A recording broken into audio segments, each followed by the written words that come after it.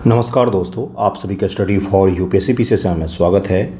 ये test series 71 BPSC के लिए जो भी बच्चे प्रैक्टिस कर रहे हैं, बहुत सारे बच्चों का मैसेज आया था और मुझे भी था कि एक वीडियो बना करके उनको समझाना चाहिए कि टेस्ट सीरीज़ का एनालिसिस किस प्रकार से किया जाता है, होता क्या है मार्केट के दबाव के चक्कर में और देखा देखी में बहुत सारे बच्चे टेस्ट तो लगाना शुरू कर देते हैं, लेकिन उनको ये पता ही नहीं होता है कि इसका एनालिसिस जो है वो कैसे किया जाता है, किस प्रकार से टेस्ट से वाकई बेनिफिट उठा सकते हैं आप, इसको हमें जानने का प्रयास करना है। किन किन चीज़ों को हम लोग एड्रेस करेंगे इस वीडियो में। बहुत सारी समस्याएं हैं, जैसे कितने टेस्ट लगाने चाहिए। दूसरी जो समस्या आती है कि कितनी बार रिवीजन करें, कितनी बार रिवाइज करना चाहिए। तीसरी जो समस्या आती है कि मार्क्स जो हैं वो नहीं बढ़ रहे हैं या मार्क्स कम आ रहे हैं। जेन्युइन वीडियो होगा, कोई इधर उधर की बातें नहीं करूँगा। जितना बताऊँगा अगर आप उसको सीरियसली सुन करके फॉलो करने का प्रयास करेंगे, निश्चित तौर पर आपके मार्क इम्प्रूव होंगे, अंक बढ़ेंगे, निगेटिव कम होगा।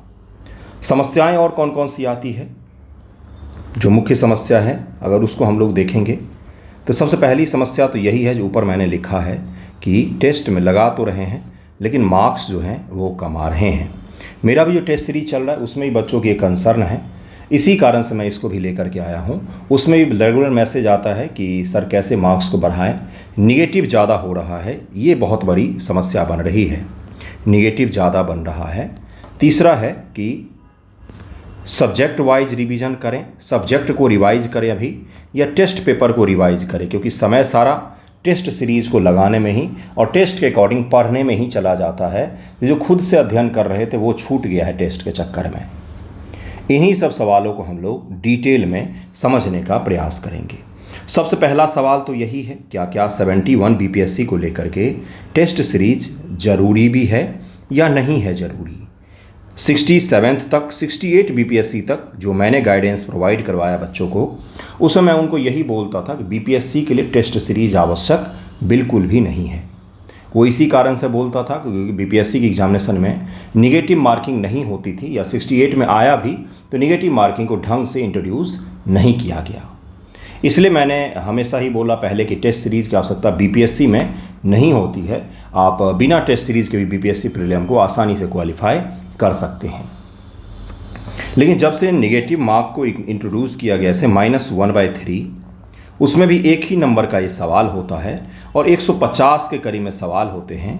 उसमें भी वन लाइनर की संख्या पिछली बार ज़्यादा कर दिया गया था। ऐसे में क्या टेस्ट सीरीज की आवश्यकता पड़ती है? बिल्कुल ही पड़ती है, क्योंकि नेगेटिव मार्किंग को कम करना ये बहुत बड़ा चैलेंज होता है और इसी को सीखना चाहिए टेस्ट सीरीज में। टेस्ट सीरीज़ का पहला पर्पस जो आपको समझना चाहिए, वीडियो को अंत तक देखिएगा, मैं आपको भटकने नहीं दूंगा। अभी मैं आपको इंट्रोडक्शन दे रहा हूँ इस वीडियो का कि इसका क्या है पर्पस। तो टेस्ट सीरीज़ का पहला पर्पस जो है, बच्चे समझते हैं कि मार्क्स इंप्रूव करना है, मार्क्स को बढ़ाना है, बिल्कुल भी नहीं। इसका पहला पर्पस हमेशा होता है रिवीजन और पीटी एग्ज़ाम के लिए स्ट्रैटेजी बनाना कि मैं पीटी एग्ज़ाम में किस प्रकार से सवालों को हल करूंगा। अगर आपके यहाँ के किसी भी एग्जामिनेशन के पेपर में 100 मार्क्स आ रहे हैं और आप ओवर कॉन्फिडेंस में हैं कि मेरे शानदार मार्क्स आ रहे हैं, प्रीलिम तो मेरा हो ही जाएगा, तो ऐसा कुछ भी नहीं होता है। और अगर आपके मार्क्स 50-50 आ रहे हैं और आप इसमें जी रहे हैं अवसाद में कि मेरा तो इस बार होने से रहा क्योंकि मेरे टेस्ट सीरीज मार्क्स नहीं आ रहे हैं, तो आप भी गलत हैं। दोनों ही परिस्थिति गलत है, बिल्कुल ही गलत है। बीपीएससी का प्रीलिम एग्ज़ाम का पेपर और जो टेस्ट सीरीज़ यहाँ पर होते हैं उनके बीच में कोई खास लेना देना होता ही नहीं है। बीपीएससी के प्रीलिम एग्ज़ाम का पेपर कैसा आएगा किसी को भी नहीं पता है। स्टेटमेंट वाला आएगा या वन लाइनर आएगा, हमें नहीं पता है अभी। इसलिए कृपया करके टेस्ट सीरीज़ को लेकर अति उत्साहित ना हो। अब दूसरा कंसर्न है कि क्या लगाना चाहिए। बिल्कुल लगाना चाहिए। 69, 70, 71, इसके पश्चात जितने भी एग्जामिनेशन होंगे जिसमें -1/3 निगेटिव है, तो निश्चित तौर पर आपको लगाने चाहिए। अगला सवाल जो है वो क्या था कि कितने टेस्ट लगाएं, तो मैं आपको सजेस्ट करूंगा कि 30 से 40 तक आप जा सकते हैं। इतने टेस्ट आपको सीरियसली लगाना चाहिए। सीरियसली लगाने का क्या तात्पर्य होता है मास्टर साहब? तो सीरियसली लगाने का तात्पर्य होता है कि अगर आपने किसी भी टेस्ट को लगाया है और 3 बार रिवाइज नहीं किया है तो कोई मतलब ही नहीं बनता है कि आपने टेस्ट लगाया या नहीं लगाया, कोई फ़र्क नहीं पड़ेगा। अगर आपने 30 टेस्ट की जगह पर 20 ही लगाए हैं लेकिन उसको 3 बार 4 बार रिवाइज़ किया अच्छे से, तो 100 टेस्ट जिन्होंने लगाया है और रिवाइज़ नहीं किया उनसे अच्छी कंडीशन में हैं आप। तो ये मान करके चलिएगा कि अगर टेस्ट को रिवाइज़ नहीं कर रहे हैं आप, उसके एक्सप्लेनेशन को पढ़ नहीं रहे हैं, वीडियोस से रिवाइज़ नहीं कर रहे हैं, तो आपको कोई बेनिफिट नहीं होने वाला है। शून्य लगाना और ना लगाना बात बराबर हो जाएगा, कोई फ़ायदा आपको नहीं होने वाला है। रिवीजन कितनी बार करें? मिनिमम 3 बार इसको रिवाइज करना है। एक पेपर में 150 सवाल होते हैं और आपने अगर 30 सवाल लगाए तो कितने सारे सवाल हो जाएंगे आप खुद ही समझिएगा। इतने सारे सवाल, उसके एक्सप्लेनेशन, उसके ऑप्शंस, उसके वीडियोस को प्रैक्टिस करना, रिवाइज करना उतना आसान नहीं होता है।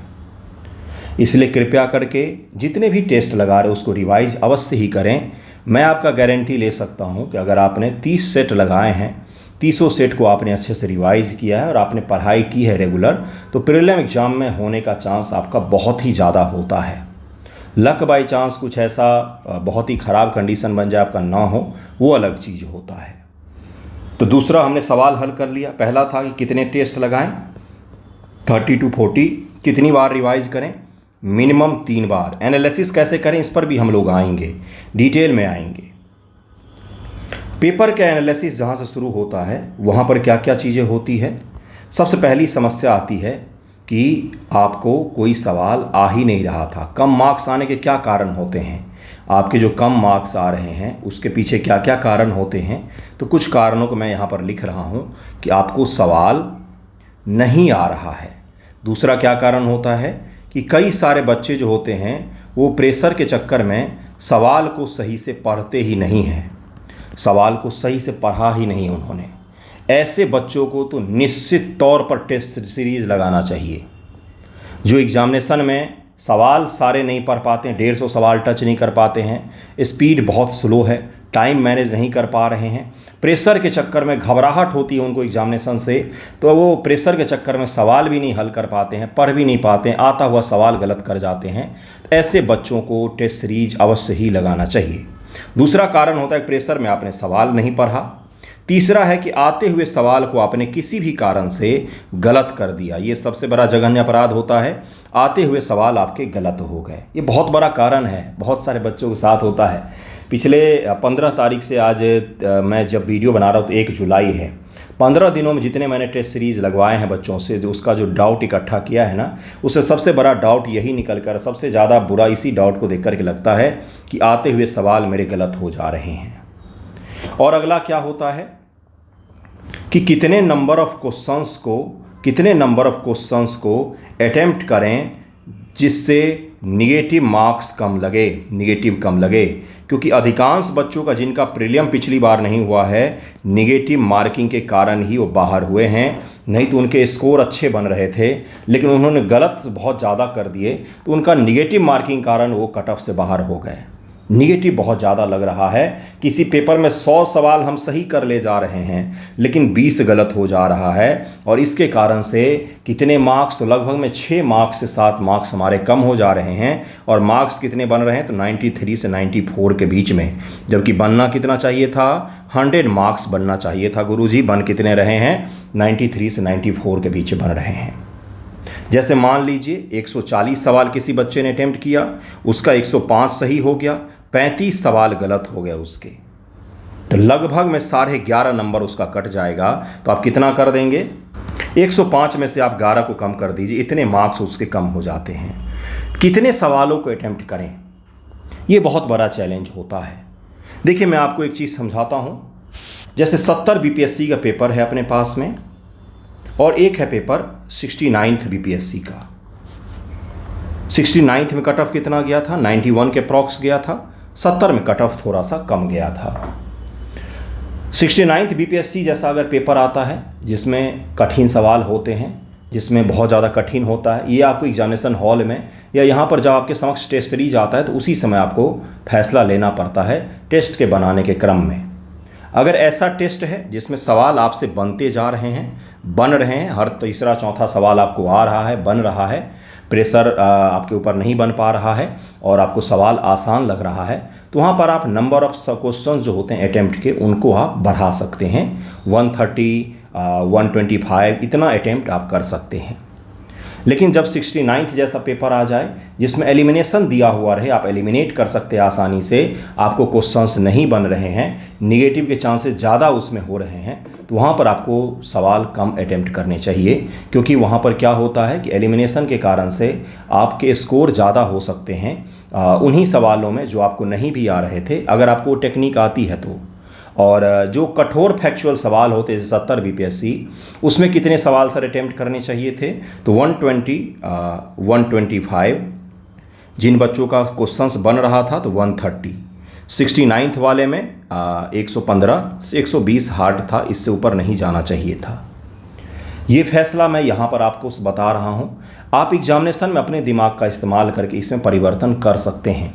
अगर आपसे पेपर में सवाल बन रहे हैं तो निश्चित तौर पर ऊपर जाइए, अटेम्प्ट ज़्यादा कीजिए। लेकिन अगर आपसे पेपर में सवाल नहीं बन रहे हैं, आपसे 40 सवाल से ज़्यादा में आपका कॉन्फिडेंस नहीं आ रहा है, फिर भी आप अटेम्प्ट कर रहे हैं 140 130, तो ये जघन्य अपराध है, बहुत सारा आपका निगेटिव लग जाएगा। ऐसा कभी भी मत कीजिए। जब आप पेपर हल कर रहे हैं और पेपर आपसे हल हो रहे हैं, सवाल आपको आ रहे हैं, कुछ कुछ सवाल आप स्किप भी करते जा रहे हैं, सवाल आपको आ रहे हैं, अंत में अगर कंक्लूड करेंगे इसको कि कितने सवाल अटेम्प्ट करने चाहिए, तो 120 के अप्रॉक्स तो आपको जाना ही चाहिए। क्योंकि अगर मान लीजिए 120 आप अटेम्प्ट करते हैं और आपका स्ट्राइक रेट बहुत ही अच्छा रहता है, आप 105 सही कर ले जाते हैं उसमें, जो कि बहुत रेयर होता है। 120 अटेम्प्ट करते हैं तो बहुत कम बच्चे होते हैं जिनका 105 सही हो, है ना। तो 15 अगर आपके गलत हो गए हैं तो आपके 100 मार्क्स के करीब में बनते हैं इसमें से। तो 100 मार्क्स को सेफ और सुरक्षित माना जाता है। कैटेगरी वाइज एससी गर्ल्स का कट ऑफ कम जाता है, एसटी गर्ल्स का कट ऑफ कम जाता है, ओबीसी बॉयज़ और जनरल बॉयज़ का तो सबसे ज़्यादा जाता है। तो कैटेगरी वाइज इसमें अपना एडजस्टमेंट करें। यही वो एकमात्र फैसला है जिसके लिए आपको ही फैसला लेना पड़ता है एग्जामिनेशन हॉल के अंदर में। गेस करना पड़ेगा आपको, क्वेश्चंस हमेशा ही करना पड़ेगा, तुक्का आपको लगाना ही पड़ेगा। तुक्का कोई ख़राब चीज़ नहीं होता है, गेस कोई ख़राब चीज़ नहीं होता है। ये वही ख़राब इसको बोलते हैं जिन्होंने जीवन में कोई परीक्षा नहीं दिया होता है। एग्जामिनेशन हॉल में बहुत आसान पेपर होगा, तो 70 के आसपास में सवाल आपको आ रहे होंगे। बहुत ही आसान पेपर होगा, आपको बिल्कुल रसगुल्ला टाइप लगेगा पेपर, तो ही इतने आएंगे, नहीं तो आपको पेपर में 60 65 बहुत ज़्यादा क्वेश्चंस आपको आएंगे। बाकी क्वेश्चंस में किसी में 2 ऑप्शन में से एक चुनना पड़ता है आपको, कहीं कहीं पर आपको गेस करना पड़ता है। कीजिएगा, लेकिन अंधा गेस नहीं करना है। अंधा गेस का मतलब ऐसा नहीं होना चाहिए कि पेपर में 35 सवाल आ रहे हैं, बाकी में तुक्का लगाए जा रहे हैं, तो वो आपका सत्यानाश कर देगा, उसमें कोई मतलब नहीं बनता है। फिर आपका प्रीलिम एग्ज़ाम नहीं हो पाएगा, टेस्ट में मार्क्स नहीं बढ़ पाएगा। ठीक है, तो मैंने आपको कौन कौन से सवाल बता दिए, कितने टेस्ट लगाने, कितनी बार एनालिसिस, कितनी बार रिवीजन करना है, आपको सवाल नहीं आ रहा है, प्रेशर में आप गलती करें, कितने सवालों को अटेम्प्ट करें, ये सब चीज़ों पर हमने बात कर ली। हद से ज़्यादा निगेटिव पर भी बात कर ली है। एनालिसिस कैसे किया जाता है, पेपर का एनालिसिस कैसे करते हैं, और अंतिम जो हिस्सा होगा वीडियो का उसमें ये होगा कि समाधान क्या है इन सब समस्याओं का। सारा समस्या आप बता रहे हैं, कितने सवाल अटेम्प्ट करने हैं, 120 के अप्रॉक्स तक तो आपको जाना ही पड़ेगा। जनरल बॉयज़ और ओबीसी बॉयज़ सुन लो भाई लोग, आपको 120 से नीचे में आपकी स्थिति सही नहीं बन पाएगी।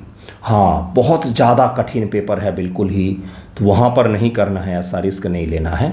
लेकिन अगर 70 बीपीएससी जैसा पेपर है, 69 जैसा पेपर है, जहाँ पर 69 मैं इसलिए कह रहा हूँ बार बार बंधुओं क्योंकि उसमें एलिमिनेशन का स्कोप बहुत ज़्यादा था। 70 मैं इसलिए कह रहा हूँ क्योंकि उसमें बहुत सारे ऐसे सवाल थे जिसको हल किया जा सकता था, और इसलिए उसमें 120 के आसपास में आपको सवालों को हल करना चाहिए। ठीक है, अब अगला है कि एनालिसिस कैसे करें। जब रूम पर हम लोग लगा रहे हैं तो पेपर को कैसे एनालिसिस करें। कम मार्क्स आ रहे, कोई समस्या है? बिल्कुल भी नहीं। इस समस्या को हमेशा इग्नोर कीजिए, कोई बड़ी समस्या है ही नहीं। पेपर कई सारे कोचिंग वाले जानबूझकर भी टफ बनाते हैं कि बच्चों के मार्क्स कम आए और वो परेशान होकर के हमारा क्रैश कोर्स खरीद लें। तो इन सब चीज़ों को पढ़ना ही नहीं है। पहला एनालिसिस होता है सब्जेक्ट वाइज, और ये सीरियस एनालिसिस किया जाता है। 150 सवाल आए हैं, मान लीजिए आप फुल लेंथ लगा रहे हैं या फिर सेक्शनल वाले टेस्ट लगा रहे हैं, तो ये देखिए कि फुल लेंथ में किस किस सब्जेक्ट के आपके सवाल ज़्यादा गलत हो रहे हैं। क्या साइंस में ज़्यादा नेगेटिव लग रहा है? क्या हिस्ट्री आपका ज़्यादा गलत हो रहा है? क्या करंट अफेयर के सवाल ज़्यादा गलत हो रहे हैं? ये आपको एनालिसिस इंडिविजुअल करना चाहिए हमेशा। केवल मार्क्स कोचिंग में कितने आए वो देख करके अगर आप बैठ जाते हैं, पेपर उल्टा करके नहीं देखते हैं किस सब्जेक्ट में मेरा कम मार्क्स आया है, किस में मेरा नेगेटिव ज़्यादा लगा है, कौन सा मेरा वीक पोर्शन है, कौन सा मेरा स्ट्रॉन्ग पोर्शन है, तो आप एनालिसिस नहीं कर पाएंगे। जो स्ट्रॉन्ग पोर्शन होता है हमेशा एग्जामिनेशन में उसी में तुक्का लगाते हैं ताकि मार्क्स उसमें गेन कर सकें और नेगेटिव लगने के चांसेस कम होते हैं। किसी का हिस्ट्री स्ट्रॉन्ग होता है, किसी का साइंस स्ट्रॉन्ग होता है, किसी का करंट स्ट्रॉन्ग होता है, तो एग्जामिनेशन में हमेशा ही तुक्का या गेस जो है वो उसी प्रकार के सवालों में किया जाता है जहां पर आपका स्ट्रॉन्ग है वो पोर्शन, आपको उस सवाल को हल करने की कैपेसिटी ज़्यादा है, उस सब्जेक्ट पर आपकी पकड़ ज़्यादा है।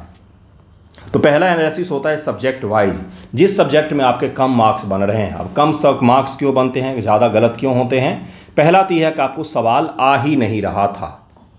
आपको मान लीजिए आपके साइंस में सवाल ज़्यादा गलत हो रहे हैं क्योंकि साइंस के सवाल आपको आ ही नहीं रहे थे। सेक्शनल टेस्ट में विज्ञान में आपसे हल ही नहीं हो रहे हैं सवाल। ऐसी परिस्थिति में आपको उस सब्जेक्ट को पढ़ना चाहिए। बिल्कुल बुक उठाइए और पढ़िए, बुक उठा करके सीधा सीधा पढ़िए, जो भी सोर्स आपने अभी तक पढ़ा है उसको पढ़िए। दूसरा कारण ये होता है कि भाई प्रेशर बहुत ज़्यादा बन रहा है और प्रेशर के कारण से मैं सवाल को हैंडल नहीं कर पा रही हूँ, पसीना आ रहा है पढ़ते ही, पेपर को समझ नहीं पा रही हूँ, तो ऐसे कंडीशन में आपको ऑफलाइन टेस्ट सीरीज ज्वाइन करना चाहिए। क्योंकि ऑफलाइन टेस्ट सीरीज जब आप जाते हैं तो बार बार जाने से आपके अंदर का हेजिटेशन टूटता है, एग्जामिनेशन का फोबिया दूर होता है, और पिछली बार जो पीटी में नहीं हुआ था उसका भी बर्डन सर पर होता है कि इस बार भी नहीं होगा। इस प्रकार के बर्डन आपके टूटने लग जाते हैं जब आप ऑफलाइन टेस्ट सीरीज कहीं पर कोई भी अटेम्प्ट करते हैं। तो तीसरा कारण जो होता है कि आते हुए सवाल गलत हो गए, तो ये क्यों होता है भाई? क्योंकि आपने सही से रिवाइज नहीं किया था उस सवाल को। आपको आ रहा था लेकिन आपने फैक्ट्स को पढ़ा नहीं कि क्या लिखा हुआ है, और आपने ये नहीं देखा कि जो आपने पढ़ा है और जो पूछा गया है उस सवाल में अंतर क्या है। या तो ओवर कॉन्फिडेंट थे आप, या तो आपने केवल रटा होगा उस सवाल को एमसीक्यू लगाते समय कि इसका आंसर बी ही होना था, और वहाँ पर जो बी ऑप्शन में लिखा हुआ था वो यहाँ पर सी ऑप्शन में लिख दिया गया है और आपके सवाल गलत हो गए क्योंकि आपने रटा था, उसको समझा नहीं था, रिवाइज नहीं किया था सही से, उस फैक्ट को सही से रिवाइज नहीं किया था, इस कारण से गलत हो गए। तो ऐसी परिस्थिति में आपको कुछ भी ज़्यादा टेंशन लेने की ज़रूरत नहीं है। सीधा सीधा सा उस सवाल का एक्सप्लेनेशन पढ़ लीजिए, क्योंकि वो टॉपिक आपको आ रहा है, बस आपको थोड़ी सी हिंट की आवश्यकता है तो आपका वो सवाल सही हो जाएगा। तो ये होता है 3 बड़े कारण। दूसरा जो एनालिसिस किया जाता है ये सब्जेक्ट वाइज एनालिसिस था। पेपर वाइज किया जाता है। पेपर वाइज कि मेरे फुल लेंथ के पेपर में कितने मार्क्स आ रहे हैं, मेरे सेक्शनल टेस्ट में कम मार्क्स आ रहे हैं तो कोई बात नहीं। सेक्शनल टेस्ट में जैसे हिस्ट्री के सवाल 150 सवाल जब बनाए जाते हैं तो कई सारे सवाल डीप भी डाले जाते हैं, जिसके कारण से क्या होता है कि आपके सेक्शनल टेस्ट में कई सारे बच्चों के कम मार्क्स बनते हैं, और फुल लेंथ की जब बारी आती है तो कई सारे बच्चे अच्छा परफॉर्म कर ले जाते हैं। वहीं पर इसके ठीक उलट भी कुछ बच्चों के साथ होता है कि सेक्शनल टेस्ट में तो बहुत अच्छा शानदार कर लेते हैं कुछ सब्जेक्ट के, लेकिन फुल लेंथ की बारी आती है तो कमज़ोर पड़ जाते हैं। क्यों? क्योंकि उन्होंने 5 सब्जेक्ट में से history, polity, geography, current, science, इसमें से हिस्ट्री, पॉलिटी, ज्योग्राफी तैयार किया हुआ है, या साइंस तैयार किया हुआ है, करंट तैयार किया हुआ है, लेकिन हिस्ट्री तैयार नहीं किया है, तो उनका तैयारी आधा अधूरा है। तो इस कारण से कुछ सेक्शनल टेस्ट में अच्छे मार्क्स आते हैं और फुल लेंथ में अच्छे नहीं आते हैं। जबकि इसके ठीक उलट भी होता है कुछ बच्चों का कि फुल लेंथ में अच्छे मार्क्स आते हैं क्योंकि सभी सब्जेक्ट का मिक्स करके दिया जाता है, तो अपने स्ट्रॉन्ग पोर्शन के सब्जेक्ट, अपने चुने हुए सवालों को हल करके अच्छा स्कोर कर ले जाते हैं। वहीं पर सेक्शनल टेस्ट में उनके कम मार्क्स आते हैं। इसको कहा जाता है पेपर वाइज एनालिसिस। सारी समस्या आपको मैंने बता दी है कि कितने टेस्ट करना है, कितनी बार रिवीजन करना है, एनालिसिस किस प्रकार से करना है, क्वेश्चन के टाइप वाइज करना है, पेपर के सब्जेक्ट वाइज करना है, पेपर वाइज करना है, मार्क्स कम क्यों आ रहे हैं, नेगेटिव ज़्यादा क्यों लग रहा है, मार्क्स कैसे बढ़ेगा, अब इस पर हम लोग चलेंगे। सब्जेक्ट वाइज रिवीजन करें या टेस्ट को केवल रिवीजन करें, तो सबसे पहला चीज़ है, अगर आपके मार्क्स बिल्कुल ही कम बन रहे हैं, सवाल आ ही नहीं रहा आपको, हिस्ट्री का, पॉलिटी का, ज्योग्राफी का, इकोनॉमिक्स का बिल्कुल आ ही नहीं रहा है। बेसिक बेसिक सवाल भी आप गलत कर पा रहे हैं। कोई भी पेपर उठाते हैं फुल लेंथ का या सेक्शनल का, उसमें 20 से ज़्यादा सवाल आपको आ ही नहीं रहे हैं, 20 से 30 सवाल, इससे ज़्यादा आपको आ ही नहीं रहा है। आपको ढूंढना पड़ रहा है कि भाई मेरे पर जो सवाल मुझे आते हैं वो तो दिख ही नहीं रहा पेपर में। तो ऐसी कंडीशन में आपको सब्जेक्ट को रिवाइज करना चाहिए। पेपर लगाने का कोई फ़ायदा आपको नहीं होगा। आप पेपर लगाइए केवल इसी कारण से कि 150 सवाल मुझे तैयार करने हैं, इसलिए नहीं कि मुझे आपको स्कोर करके दिखाना है, ऐसा नहीं। आपके अगर 20-30 सवाल ही आ रहे हैं हर पेपर में तभी आप पेपर लगाइए, लेकिन आप पेपर को केवल लगाने के लिए लगाइए कि मुझे 150 सवाल तैयार करने हैं, न कि इसलिए कि टेस्ट लगाना है, अगर आपको सवाल आ ही नहीं रहे हैं तो। ठीक है, तो ऐसी परिस्थिति में आपको सब्जेक्ट को पढ़ना चाहिए, दिन रात एक करना चाहिए, टेस्ट को कम समय देना चाहिए। टेस्ट का उठाइए एक्सप्लेनेशन सहित वाला पेपर, टेस्ट के क्वेश्चंस लगाते जाइए, एक्सप्लेनेशन पढ़ते जाइए, सबसे बेस्ट ऑप्शन आपके लिए वो रहेगा। वहाँ पर आपको सब्जेक्ट को ज़्यादा पढ़ना चाहिए। दूसरी कंडीशन होती है कुछ बच्चों के साथ में कि हर टेस्ट में उनके अच्छे स्कोर हो रहे हैं, 50 प्लस में, 60 प्लस में स्कोर हो रहे हैं, तो टेस्ट पेपर को रिवाइज कीजिए और साथ में जो अपना रेगुलर रिवीजन कर रहे थे, सब्जेक्ट वाइज रिवीजन कर रहे हैं, उसको कंटिन्यू कीजिए, आपके स्कोर बढ़ जाएंगे। अब इन सारी समस्याओं का हल क्या है? इन सारी समस्याओं का हल क्या है, समाधान क्या है इस सब का? जो इतना सारा आपने बताया कि ये हो जाता है, वो हो जाता है, इन सब का समाधान क्या है? पहला समाधान है कि जिस सब प्रकार के सब्जेक्ट में आपके स्कोर कम बन रहे हैं, पहला मैंने समाधान क्या बताया कि उसको रिवाइज कीजिए। अगर आपके स्कोर बिल्कुल ही न्यून बन रहे हैं, मतलब ज्योग्राफी का एक पेपर उठाया, उसमें 20 नंबर 30 नंबर इस प्रकार से आ रहे हैं, पूरे 150 सवाल में से 150 सवालों में से 20 सवाल 30 सवाल बन रहे हैं, तो कृपया करके आप सब्जेक्ट उठाइए, ज्योग्राफी के बेसिक टॉपिक्स उठाइए और उसको डिटेल में अध्ययन कीजिए। मत देखिए दूसरे लोग क्या कर रहे हैं। ठीक है, और अध्ययन करने के पश्चात क्या करना चाहिए? दूसरा काम हर किसी को करना चाहिए, वो है MCQ प्रैक्टिस, टेस्ट सीरीज के इतर। अगर आपके स्कोर 50, 60, 70 इसके आसपास बन रहे हैं, उससे ज़्यादा नहीं जा पा रहा है, निगेटिव ज़्यादा लग जा रहे हैं क्योंकि फैक्ट्स कमज़ोर है, आपने पढ़ाई पूरी कर ली है, सब्जेक्ट सारा पढ़ लिया है, रिवाइज भी कर लिया, लेकिन मार्क्स नहीं बढ़ रहे हैं, ये बहुत सारे बच्चों के साथ होता है, जेन्युइन बच्चों के साथ होता है, जिन्होंने मेहनत करके पूरा तैयार किया उनके साथ होता है। तो ऐसी परिस्थिति में क्या करना है बंधुओं? खूब सारे सवालों को प्रैक्टिस करनी है। कहाँ से करें? घटना चक्र से करें, लूसेंट से करें और उसके एक्सप्लेनेशन को भी पढ़ें। लूसेंट में तो केवल फैक्ट्स रहेगा, लेकिन घटना चक्र में एक्सप्लेनेशन भी रहता है, वहाँ से भर भर के पढ़ें, भर भर के प्रैक्टिस करें। 3-3, 4-4 घंटे ज्योग्राफी में गलत हो रहे तो ज्योग्राफी का प्रैक्टिस करें, साइंस में गलत हो रहा है तो साइंस का प्रैक्टिस करें, जिससे ज़्यादा से ज़्यादा क्वेश्चंस और फैक्ट्स आप गैदर कर सकें। लेकिन जितना प्रैक्टिस करना है उसको रिवाइज भी करना है। तो MCQ प्रैक्टिस आपका सबसे पहला प्रायोरिटी होना चाहिए और उसके साथ में जो आपका रेगुलर रिवीजन हो रहा है वो आप करते रहें। जैसे अगर आप 10 घंटे पढ़ रहे हैं, बहुत कम रेयर बच्चे पढ़ते हैं, 8 घंटे पढ़ रहे हैं, तो 4 घंटे MCQ प्रैक्टिस पर दे रहे हैं, 4 घंटे सब्जेक्ट रिवीजन पर दे रहे हैं। इस प्रकार का ऐसे समय में बच्चों को करना चाहिए। जिनके मार्क्स 50-60 बन रहे हैं, 70 बन रहे हैं, 100 बन रहे हैं, उनको इस प्रकार से करना चाहिए, क्योंकि आपके फैक्ट्स तैयार होंगे, एनालिसिस तैयार होगा और उसके साथ में आपका सब्जेक्ट तैयार होता जाएगा। सब्जेक्ट तो आप रिवाइज कर ही रहे होंगे। दूसरा सवाल है, अगला है कि भाई स्टेटमेंट वाले सवाल गलत हो रहे हैं, फैक्ट वाले सही बन रहे हैं। स्टेटमेंट वाले में कुछ समय में सवालों को हल करने में समय लगता जा रहा है, जो 69 का पैटर्न था। तो उनके लिए क्या है? तो UPSC PYQ का प्रैक्टिस करें जितना ज़्यादा हो सके।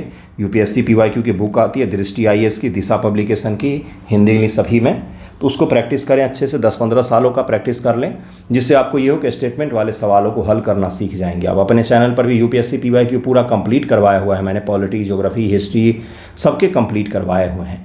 कृपया जाकर के उसको देखिएगा, आपको मिल जाएगा, वहाँ से अच्छे से प्रैक्टिस कर सकते हैं आप। तो जिनका भी ऐसा कंडीशन बन रहा है कि स्टेटमेंट वाले सवाल मेरे गलत हो रहे हैं, नहीं आ रहा है एलिमिनेट करना, तो उस बच्चे क्या करेंगे? UPSC PYQ का प्रैक्टिस करेंगे। अब कुछ बच्चे स्टूडेंट्स ऐसे होते हैं जिनको फैक्ट्स नहीं पता है बिल्कुल भी, जैसे पॉलिटी का पूरा पढ़ लिया, राष्ट्रपति जी के बारे में सारा कुछ पढ़ लिया। राष्ट्रपति जी क्या है, उनसे जुड़ा हुआ आर्टिकल क्या है, प्रधानमंत्री क्या है, उससे जुड़ा हुआ आर्टिकल क्या है, पृथ्वी क्या है, पृथ्वी का आंतरिक संरचना क्या है, सब पढ़ लिया है।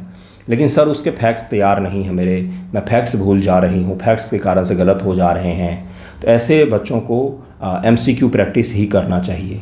लूसेंट से और घटनाचक्र से आप ज़्यादा से ज़्यादा MCQ प्रैक्टिस करें, आपके मार्क्स इंक्रीज होने शुरू हो जाएंगे। अब लास्ट में सबसे बहुमूल्य सा छोटा सा एडवाइस, पेपर किस प्रकार से लगाया जाता है। पेपर किस प्रकार से लगाया जाता है ये UPSC के बच्चों को मैं सिखाता था, जब प्रीलियम के लिए पढ़ाता था मैं उनको, तो किस प्रकार से लगाया जाता है। जो सबसे बेस्ट तरीका होता है, टॉपर्स वे जो होता है बंधुओं, वो होता है 3 अटेम्प्ट का मेथड होता है। पहले ही बार में पहले क्वेश्चन से लेकर के 150 क्वेश्चन तक आपने पेन लेकर के लगाना शुरू किया। इसमें ऐसा होगा कि 20 से 25 सवाल आप पहले अटेम्प्ट में कर ले जाएंगे, जो देखते ही बन जाते हैं। जैसे पटना साहिब गुरुद्वारा कहाँ पर है, पटना में है, इस प्रकार के सवाल तो आप पहले अटेम्प्ट में कर ले जाएंगे।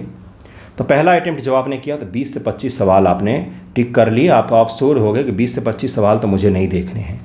पहली बार जब आप पेपर पढ़ रहे होंगे तो कुछ ऐसे सवाल आए होंगे जिसमें 2 ऑप्शन में आप कन्फ्यूज हो रहे होंगे, इसमें से क्या होगा। क्योंकि समय कम होता है ना, इसलिए इस प्रकार का 3 अटेम्प्ट मेथड निकाला गया है। दूसरे अटेम्प्ट में आप पहले से 150 तक चले गए और आपने 20 से 25 सवाल एक बार देखते ही हल कर लिया है। दूसरे अटेम्प्ट में उन सवालों को हल किया जाता है जिसके 2 ऑप्शन में कन्फ्यूजन था, या उस पर अगर सोचा विचारा जाए तो उसको हल किया जा सकता है। टाइम को सही तरीके से यूज करने का ये तरीका होता है। दूसरे अटेम्प्ट में उन सवालों को हल किया जाता है। तो अगर 20 से 25 यहाँ पर किया है, तो दूसरे अटेम्प्ट में आप 70 के आसपास, 80 के आसपास क्वेश्चंस को टच कर ले जाएंगे। ये होता ही है, सबसे ज़्यादा सवाल दूसरे अटेम्प्ट में हल करते हैं बच्चे। तो कितने हो गए, अप्रॉक्स 90 से 95 के करीब में सवाल आ गए। अब तीसरा अटेम्प्ट वो होता है जहाँ पर सवाल आपको आ नहीं रहा है और आपको स्कोर बढ़ाने के लिए कुछ क्वेश्चन में गेस करने हैं। ये थर्ड अटेम्प्ट में किया जाता है, ताकि एक ठीक ठाक स्कोर तक हम पहुंच गए हैं। 90 से 95 के करीब में हमने सही से अपना क्वेश्चंस को अटेम्प्ट कर लिया है। अब मुझे उन क्वेश्चंस को देखने हैं जिनमें मैं आंसर गेस कर सकता हूं, और ये करना ही पड़ेगा। ये सैद्धांतिक है, कोई टॉप भी करता है UPSC में, उसको भी आंसर्स गेस करने ही पड़ते हैं। जिन्होंने जीवन में कभी अटैम्प्ट नहीं दिया होगा उनको नहीं पता होगा, उनको लग रहा होगा कि ये तुक्का लगाना गलत हो जाता है, लेकिन नहीं, जो पास करते हैं उनको भी लगाना पड़ता है। ये इनफैक्ट CSAT में भी लगाना पड़ता है। तो तीसरे अटैम्प्ट में जो सब्जेक्ट आपको सबसे बेहतर तरीके से आ रहा है, किसी का हिस्ट्री मजबूत होता है, किसी का ज्योग्राफी मजबूत होता है, किसी का पॉलिटी मजबूत होता है, किसी का करंट अफेयर मजबूत होता है, किसी के इकोनॉमिक्स में बहुत ज़्यादा पकड़ होती है, तो उन सब्जेक्ट के सवाल में अगर कोई छूटा हुआ सवाल है जिसको आप गेस करके आंसर निकालना चाहते हैं, आप रिस्क लेना चाहते हैं, तो तीसरे अटैम्प्ट में उन क्वेश्चंस को हल किया जाता है। लेकिन ये गेस करते समय ये भी ध्यान में रखें, ऐसा नहीं है कि आपका हिस्ट्री मजबूत है तो उसी के क्वेश्चंस को आपको करना चाहिए, ऐसा बिल्कुल भी नहीं। हो सकता है पॉलिटी क्वेश्चन में एलिमिनेशन का हो, आप उसको एलिमिनेट करके निकाल सकते हो सकता है आपने सवाल को सही से पढ़ा ही ना हो तो भी आप निकाल सकते हैं। तो ये सबसे लास्ट अटैम्प्ट में किया जाता है बंधुओं। क्या हमें यही करना चाहिए, 3 अटैम्प्ट का तरीका ही अपनाना चाहिए? बिल्कुल भी नहीं। अगर आपका कोई अपना तरीका है जिसके ज़रिए आपका स्कोर हो रहा है तो आप निश्चित तौर पर उसी को कीजिए, उसी को बार बार प्रैक्टिस कीजिए और अपना स्कोर बढ़ाइए। मोरल क्या है इसका अंत में? स्कोर बढ़ाना है और वही होना चाहिए। अगर अपने तरीके से हो रहा है तो मेरा तरीका अपनाने की कोई आवश्यकता नहीं है। मैंने आपको सारे सवाल, सारे डायमेंशंस बताए हैं। हमने कहाँ शुरू किया था? पहला शुरू किया था कितने टेस्ट, दूसरी बार कितनी बार रिवीजन, तीसरा मैंने बताया मार्क्स कम क्यों ज़्यादा आ रहे हैं, क्यों कम हो रहे हैं, आपको सवाल नहीं आ रहा है, प्रेशर में सही से पढ़ नहीं पा रहे हैं, आते हुए सवालों में गलती हो रही है, हद से ज़्यादा नेगेटिव हो रहा है। इस समस्याओं को हमने देखा। उसके बाद हमने देखा कितने टेस्ट लगाने चाहिए, कितने उसमें प्रैक्टिस करना चाहिए, कितने क्वेश्चंस अटेम्प्ट करने चाहिए, आते हुए सवालों में गलती हो रहा है तो क्या करें, ये सब चीज़ों को हमने देखा। फिर मैंने आपको बताया कि एनालिसिस कैसे किया जाता है, सब्जेक्ट वाइज एनालिसिस किया जाता है, क्वेश्चन पेपर वाइज एनालिसिस किया जाता है, क्वेश्चन के टाइप वाइज एनालिसिस किया जाता है कि वन लाइनर में ज़्यादा गलत हो रहे हैं या स्टेटमेंट वाले में ज़्यादा गलत हो रहे हैं। फिर मैंने आपको समाधान बताया है कि अगर आपको बिल्कुल भी नहीं आ रहा है, हर पेपर में 20-30 सवाल भी आपको नहीं बन पा रहे हैं, नंबर आपके बिल्कुल ही स्कोर न्यूनतम रहते हैं, तो कृपया करके टेस्ट से ज़्यादा समय आप सब्जेक्ट को पढ़ने पर दीजिए। सब्जेक्ट को पढ़िए, अच्छे से डिटेल में उसको पढ़िए, बार बार पढ़िए, 10 बार पढ़िए। और अगर आपके स्कोर ठीक ठाक बन रहे, 50, 60, 70, 80, 90, 100 या उससे ज़्यादा बन रहे हैं, लेकिन आपका स्कोर ज़्यादा नहीं हो पा रहा है, नेगेटिव लग जा रहा है, फैक्ट्स भूल रहे हैं, तो आपको प्रैक्टिस पर ध्यान देना चाहिए। और जो आप रेगुलर रिवीजन कर रहे हैं वो तो आप करते ही रहें। ये सारा मैंने आपको समाधान बताया है। फिर मैंने 3 अटेम्प्ट मेथड क्या होता है ये मैंने आपको समझाने का प्रयास किया है। 3 बार में पेपर को अटेम्प्ट किया जाता है सही तरीके से। स्पीड ज़्यादा करने के लिए भी मैंने आपको समझाया कि जल्दी से जल्दी पेपर को लगाने का प्रयास किया कीजिए। रूम में भी कोशिश कीजिए जब पेपर लगा रहे हैं तो 1.5 आवर में पेपर को कंप्लीट करें। टाइमर लगा करके, पंखा बिल्कुल बंद करके, क्योंकि बीपीएससी की एग्जामिनेशन हॉल में फ़ैन नहीं चल रहे होते हैं, तो बिल्कुल गर्मी वाले माहौल में रूम में अगर प्रैक्टिस कर रहे हैं, एसी वाले हॉल में जाते हैं टेस्ट सीरीज़ देने के लिए बच्चे, सारा सत्यानाश वहीं पर हो जाता है। ऐसा कुछ भी नहीं करना है। 12 से 2 के बीच में हमेशा ही टेस्ट लगाना चाहिए, भरी दोपहरिया में, क्योंकि आपका एग्ज़ाम इसी बीच में होता है। और पूरी गर्मी के साथ में पंखा कम कर दीजिए जिससे प्रेशर और ज़्यादा हो, रूम को प्रेशर हॉल बना दीजिए एग्जामिनेशन जैसा। ये सब आपको लग रहा होगा कि मैं क्या बातें बता रहा हूँ। बहुत सारे जो टॉप करते हैं बच्चे, उनका प्रैक्टिस का मेथड होता है। एक दिन में आप बहादुर नहीं बन जाएंगे एग्जामिनेशन हॉल में, उसकी तैयारी करनी पड़ती है, तब जाके वहाँ पर परफॉर्मेंस हो पाता है ना। तो एग्जामिनेशन हॉल की तैयारी घर से शुरू कीजिए। 12 से 2 के बीच में रोज़ एमसीक्यू लगाइए, भले पृथ्वी इधर की उधर हो जाए, आग बरसे या पानी, 12 से 2 के बीच में मुझे पेपर लगाना है, नहीं कुछ तो एमसीक्यू प्रैक्टिस करना है, ठीक है। तो एग्जामिनेशन हॉल की तरह ही रूम पर प्रैक्टिस कीजिए, अच्छे से कीजिए। एमआर मार्कशीट ला करके उसको देखिए, मार्क करके और कीजिए, ठीक है। आई होप मैंने आपको कुछ मदद किया होगा। एनालिसिस वीडियो ही था, जनरली मैं बनाता नहीं हूँ फोकट के वीडियो, ये फोकट का वीडियो नहीं था, बहुत सारे बच्चों का कंसर्न था इसीलिए मैंने बनाया है। नेक्स्ट वीडियो अपना कंटेंट का ही होगा, पढ़ाऊँगा मॉडर्न हिस्ट्री या बिहार स्पेशल में से एक। धन्यवाद आप सभी का।